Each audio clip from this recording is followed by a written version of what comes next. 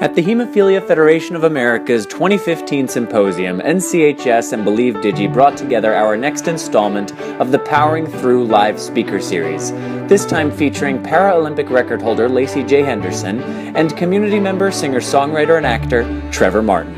Lacey Henderson is a Paralympic record holder. How many record holder? Can you define what these records are and what the Paralympics are? Because it is a word that sometimes takes a second for people to catch, right? The name itself, Paralympic, actually stands for parallel to the Olympics. So it was designed for people with just physical disability. So ambulatory athletes, including amputation, visual impairment, cerebral palsy, and then there are also spinal cord injuries, which involves wheelchair racing. I can't be the only person who thought it had something to do with paralyzed, right? That is a common misconception. Good. I thought that when I started Paralympics as well. There's a bunch of different categories based on disability, and in my particular instance, I'm an above-the-knee amputee, so my categories, I don't know why they're based off numbers, but I would be a TF42. What is TF? Track and field. I'm the American record holder for long jump, and thank you. I'm also right now the American lead in the 100 meters, and I hold the world record in Paralympic pole vault as well, which is kind of cool.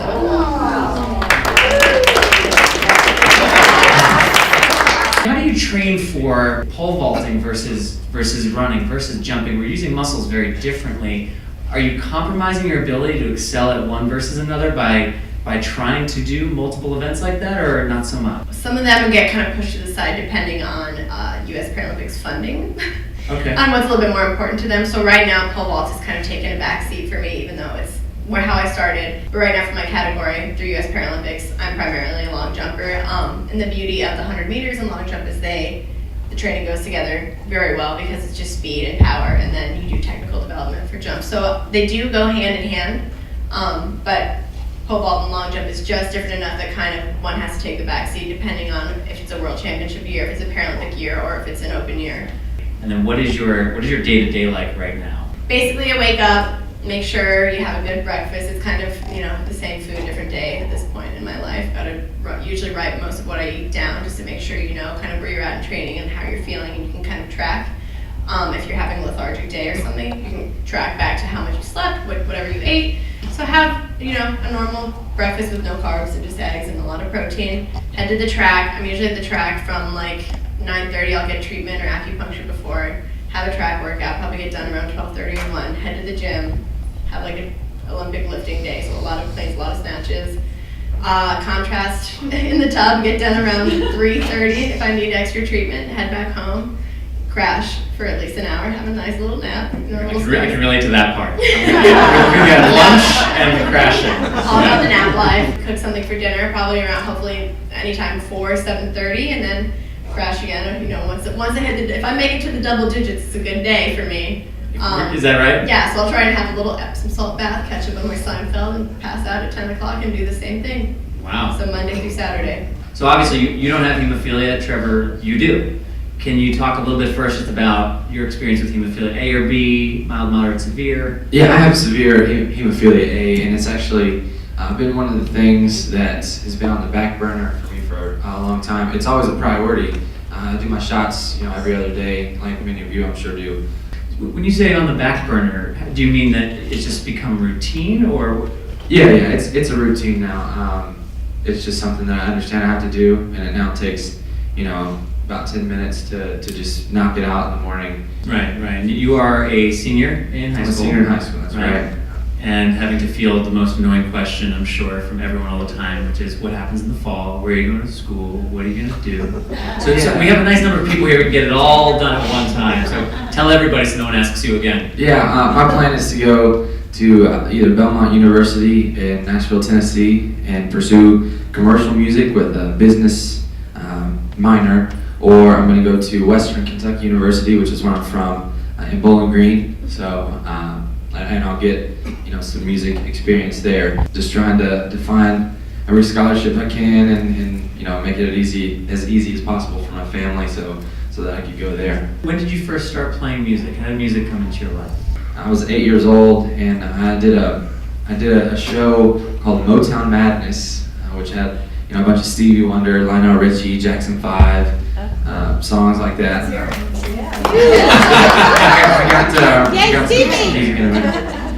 But I did it with one of the real prestigious orchestras in my town. They're called Orchestra Kentucky. The most professional singers in Bowling Green and in our area sang on the show. And I had auditioned a couple times, but I sang "I Want You Back" by the Jackson 5. I was 8 years old and performed for a crowd about 800 to 1,000 people, back-to-back nights, and that was pretty special for me. At the end of the song, I got a standing ovation, which was pretty cool. And at that point, I was just like, man, this is fun. I want to do this for a while.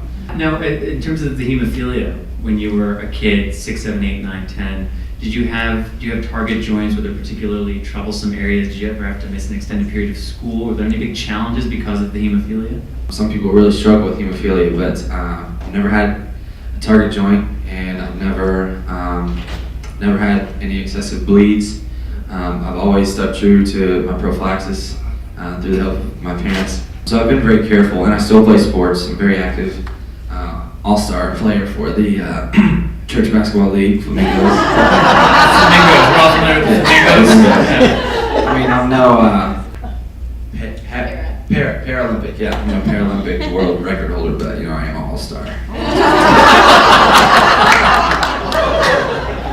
The fact that you're a senior in high school, extremely active, and don't have a target joint, it sounds like you don't have many breakthrough bleeds or spontaneous bleeds, that's a testament to self-care and to your own accounting for your life and to your parents raising you really well, and that's something to be proud of. Yeah, I'm very excited. Lacie, going back, so you were born as not a Paralympic qualifier. You had all 4 limbs. Yeah, So there's no category. There was no TF 140. Oh, ABs, the able-bodied, And so take us through what happened. What changed in your life? Okay, when I was 9, I was kind of struggling a little bit. I was having some limping. I was telling my parents my leg had been hurting. I was always active, so we thought either it was a sports injury or growing pains, whatever. You don't really think that much into a little kid that's just complaining about their leg bothering them. Fast forward, I got an MRI, and the MRI revealed a light bulb-shaped tumor in my leg, caged in my kneecap. So when I got a biopsy, it turned out that I was diagnosed with what's called synovial sarcoma, and it's a soft tissue cancer. At the time, I was the rarest case of this, so I was put on experimental chemotherapy trials. This was like nationwide, you were the rarest case? Or? Yeah, in the world. I've always been international. So. Stupid question. But I was put on experimental chemotherapy trials because at the time nobody had seen this aggressive of a tumor in such a young kid, especially as a soft tissue cancer, and the location of it was just a really rare combination of things.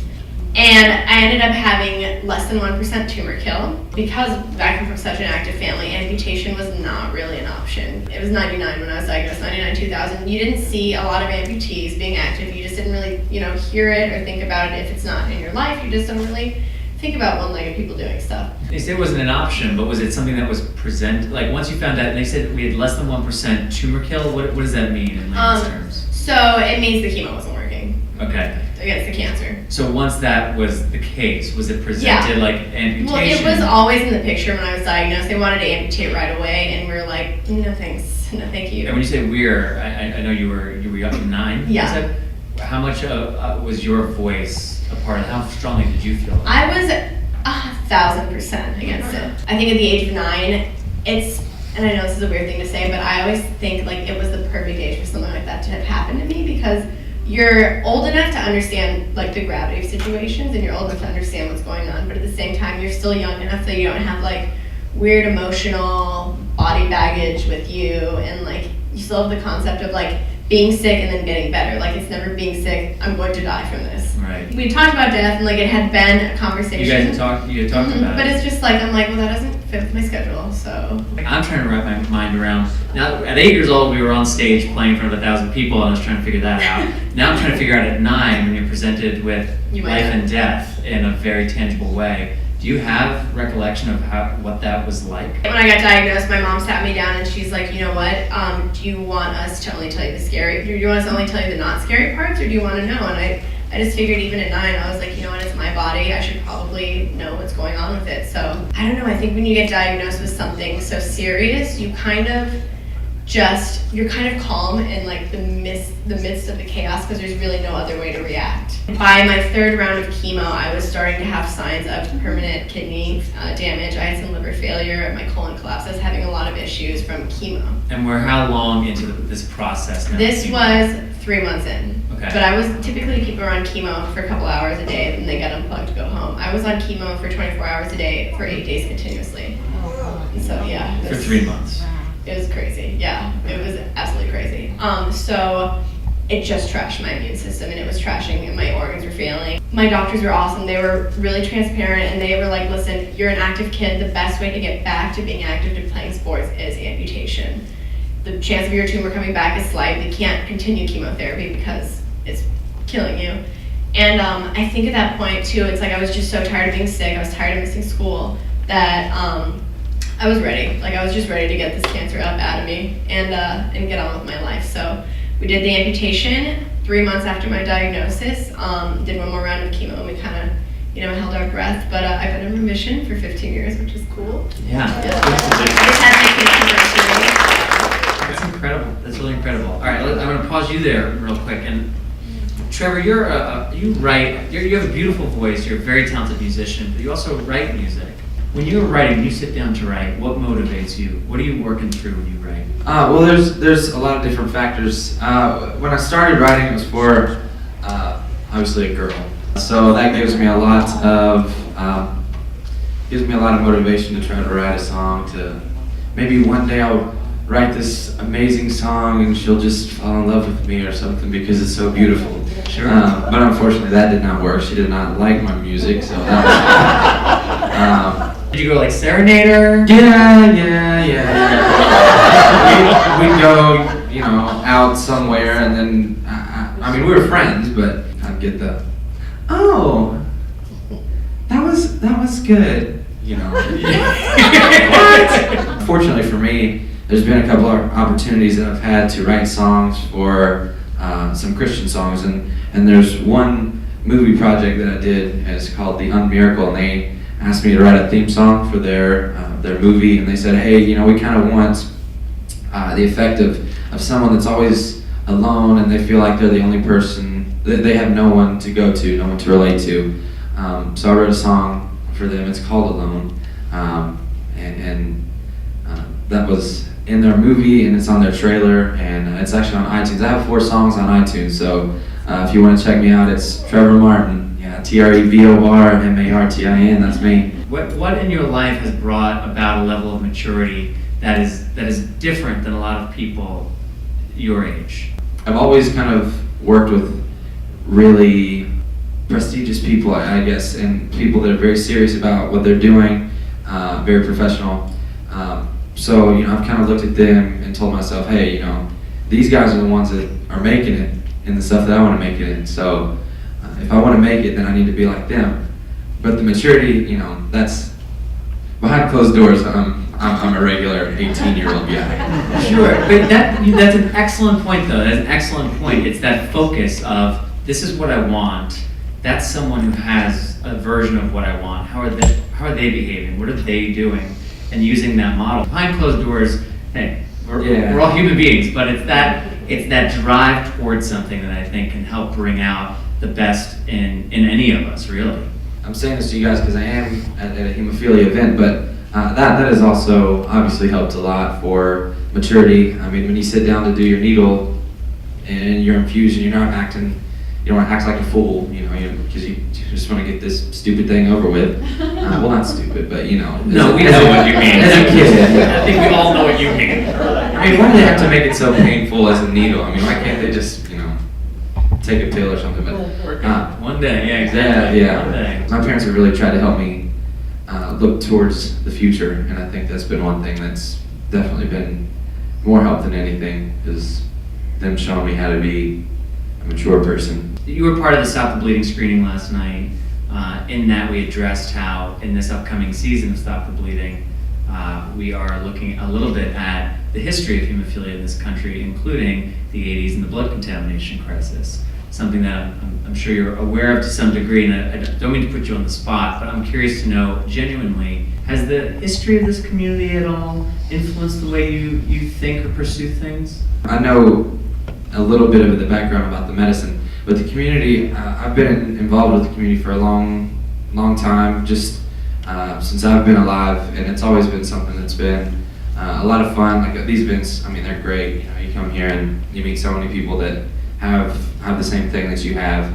I'd like to know more about the history, and I think that's going to be really fun to be able to learn that through the Stop the Bleeding things, which if you guys don't know what that is, definitely check it out. Stop the Bleeding. This guy's great. You said something earlier that struck me, which was when the discussion of the amputation moved to something that was more seriously being considered, it was partially phrased as you're a very active kid, you want to keep being active, this is your best option. So how soon after were you able to start being as active as you wanted to be? Or what was that process on the other side of the amputation and surgery? I was fitted with a prosthetic probably 2 months after my amputation. You have to wait for the swelling to go down a little bit. But the best thing to do is kind of jump right into a leg and get more acclimated to it while you're going through the healing process. My dad's a huge athlete. He went to Olympic trials for pole vault, so that's where the pole vault came in. Basically, by the time I was back on 2 legs, I did a couple of physical therapy treatments, but Coach Henderson had different plans. I was in gym class playing basketball, but then running around breaking legs, probably 4 months after being fit with a prosthetic. Wow. Yeah, so it was a quick, but a lot of it is like self-volition for sure, and my family was really supportive of everything, and I was just ready.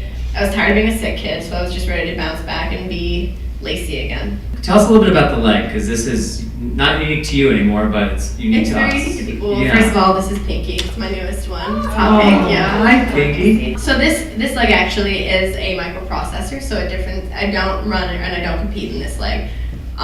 This leg is my day leg, and basically it has a computer in it. It can read ground forces, ground reaction forces. So if you're going down ramps, if you're going down stairs, it can tell where the ground is pushing back up against the leg, so that it can behave in a way that's safer. That's basically what all the computer legs are for. And I'm going to ask a lot of really ignorant questions. That's okay. So I work for the manufacturer. Fair enough. What did you say this is called again? This is called the C leg. A C. Oh, that's way easier than whatever you said the first time. Microprocessor. Yeah, we're not going to call that. We're going to call it a C leg. C-leg. The C leg. The C leg is able to understand with some nuance the kind of surface you're on. Does that influence? I mean, at what point are you getting sensation that informs you?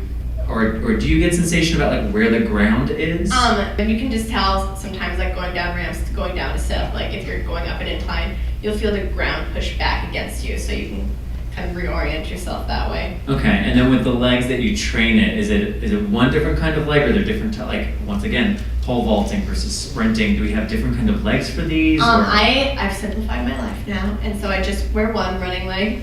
I have just a mechanical hydraulic knee and one of the a carbon fiber foot that looks like the blades that a lot of people are familiar with. Yes, and why are those what you run in as opposed to say the C leg? So the microprocessor is a little bit heavier. The build itself is like, I think the unit's like 3 to 5 pounds, and for running legs, for anything you want to be active in, the lighter the better, just because it doesn't exhaust your body as much. And also the microprocessor, because it's reading things 50 times per second, it can also like overheat like a car. Okay. So if you're going too fast, you might overheat your Wow. hydraulics. You seem like the kind of person that would want to test that out. Oh, absolutely. This guy goes in for servicing more than a lot of legs do. Yeah, I imagine that it's not the cheapest thing in the No, world. it's not. But Hey, stay with that. That's an interesting subject. Yeah, like insurance and reimbursements and cost. So that's something that we everybody's worst nightmare. we talk a fair amount about that here in the hemophilia You guys do community. that too. Yeah, Interesting. the ACA has also changed some things, and our factor I take somewhere in the vicinity of $600,000 to $700,000 of factor every year just for my baseline. And you're on a pro fee schedule. It's somewhere in the 6 digits. I'm sure for you, Trevor. Obviously, we're not making that kind of money, but there's a lot of issues with insurance companies around access, and especially now that pre-existing conditions are no longer legally allowed to be a reason to bar someone from insurance. Insurance companies are having to deal with us at a rate that they didn't have to before. What has your experience been, especially in the last few years? I think this is going to be good. There's a twinkle in the eye. Just having cancer in general is a special kind of treat with insurance Sure. companies. The prosthetic world is very interesting. My first leg ever, I was approved for a prosthetic leg. It's just a fun story. I was approved for a prosthetic leg.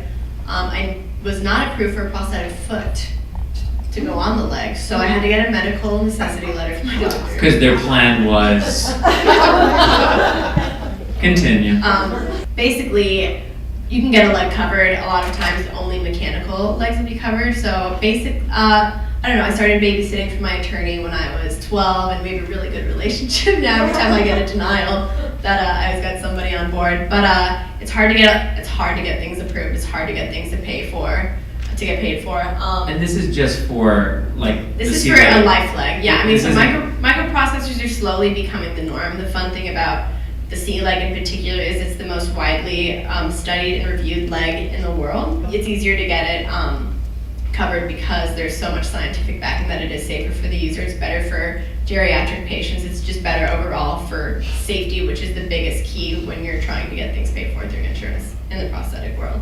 I don't mean to be like condescending, but you don't have to be a Paralympic athlete, yes. right? Like, so how are those legs and reimbursements for your... Those are not covered through insurance. And they're not covered for anybody who competes? No. So if you have a good relationship with the manufacturer, typically, there's a lot of different foundations too, nonprofits through the ONP world that will fundraise and also donate running legs to people that show interest, that show potential. Okay. But it is definitely an interesting journey of grant writing and asking and begging and making good relationships to get those covered. And they blow out quickly also. Like how quickly? Like basically any sort of mechanical leg that doesn't have a warranty on it, which is anything without a computer, you will blow through it within a year. Give us some numbers. Yeah, that's exactly what I was about to ask. So what are we talking? So a microprocessor can range anywhere from $50,000 to $120,000, which are usually covered by insurance, especially the higher end ones are military, so that's usually covered under military. A running leg, any sort of sports specific prosthetic could range from, I don't know, $2,000 to $10,000, maybe $15,000. Okay. Primarily, if you go through any sort of nonprofit to get a running leg, that's kind of the best way you can get any sort of sports-specific prosthetic. I do have one other thing I want to ask you, Trevor, and then I'll let you guys ask questions before Trevor sings us the song that we will appreciate far more than she who it was written for. Well, at least pretend like you like it. You were saying earlier, because it interests me too, how hemophilia hasn't presented you with the physical, and it seems like the psychosocial challenges that it does to many. And yet you really enjoy these events, you really enjoy being a part of the community. So I'm curious, have you given thought to, as you go into college and in the post-college world, how you'd like to be involved? I enjoy speaking about hemophilia. It doesn't bother me at all. I feel like it'll be good to be able to maybe work for one of the corporations that has to do with hemophilia. I think that would be great to be able to do something like that and just talk about maybe the medicine. That is if singing does not work out, or even a side job along with the singing. Or after you retire, because you're so sick of the multi-platinum albums and like that whole racket's just run you tired. Yeah, I heard that gets old after a while. Yeah, I'm sure it does. All right, I could ask a lot more questions, but out of respect for time, I'm sure that it seems like we have questions or some interest here as well. So what's your long jump? He's just started. I'm jumping right now around 14 to 15 feet. Whoa. Yeah. Give a us lot of air time. What's like how old are you? What's your name? Alex. What do people jump in your... Oh, in your age? My grade, probably around like 14. Wow, okay, fantastic. That seems really impressive. Yeah. Yeah, that's good. Yeah, no. So basically based off categories, able-bodied right now, a good jump for a woman able-bodied is around 21 feet. So because I'm missing a knee and a foot, ours are significantly less. I'm curious about the mechanics of the jump. Are you landing all on your left foot, your healthy foot? In the long jump, you actually try to land on your rumpus or a little bit on your hip. Basically, for long jump, you just try to extend your legs out as far as you can. When you feel yourself going to the ground, try to slide over, get to your hip or your butt, so you can really buy as much space in the air as you can. Is it painful? Is the prosthetics painful? No, it really, you need it to have a good fit. You need to have a good suspension for sure, especially if you're going to do things as dynamic as running, as jumping. I've had an excellent prosthetist. That's what they're called. That's an interesting word to learn. Quite a vocab, Dave. Yeah, truly. I've been with my prosthetist since I lost my leg, and he's just been awesome. I'm one of the lucky few that doesn't deal with a lot of pain. And I'm sure this reflects in the hemophilia community as a patient of any sort of thing. The closest and the most honest kind of relationship you can have with your provider, you're really going to benefit the best out of it. All three of you guys are amazing, amazingly inspirational people.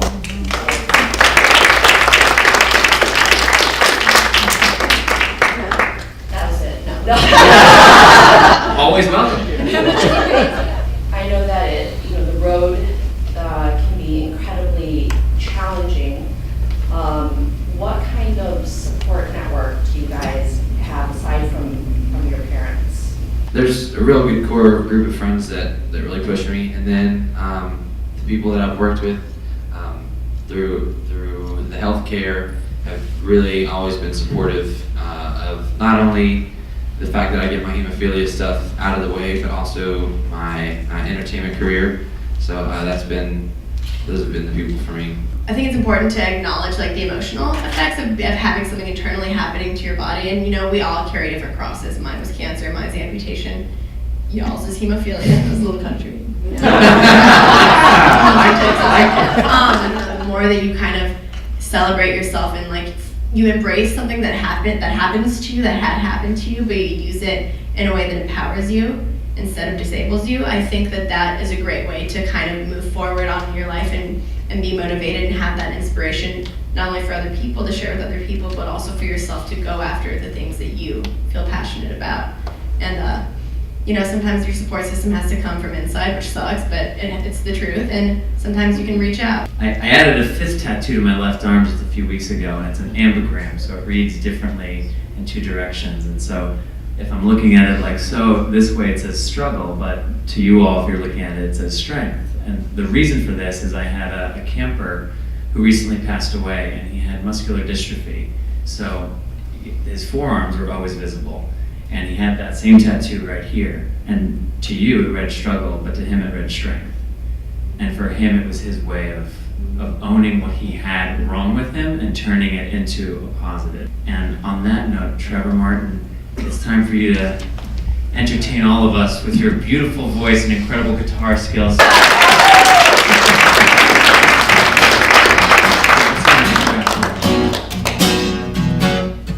So this is Away with the Wind. You can find this on iTunes.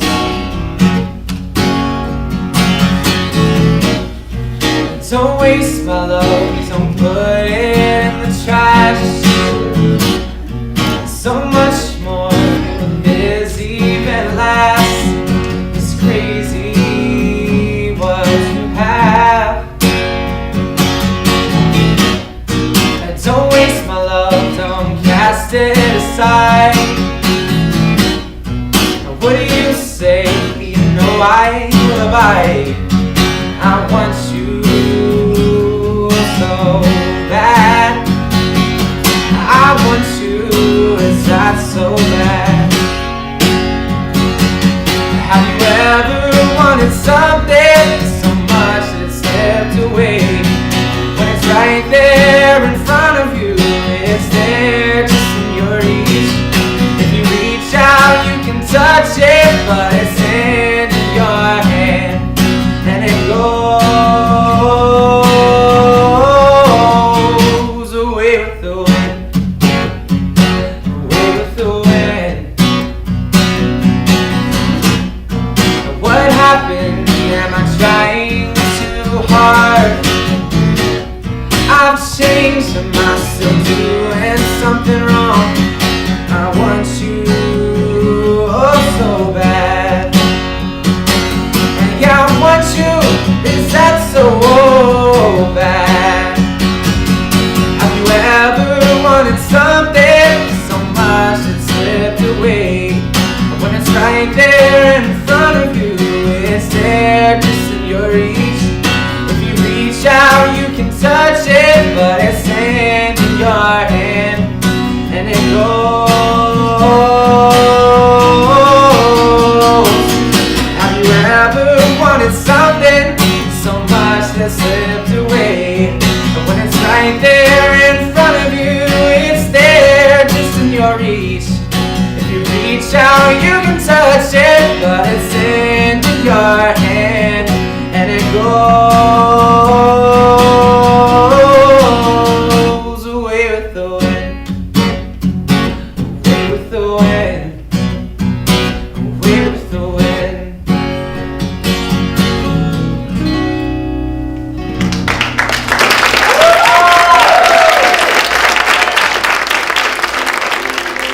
Thank you to Lauren and HFA for allowing us to have this Powering Through event here. Thank you to NCHS for continuing to support this program. Thank you very much for being here. Thank you to you guys.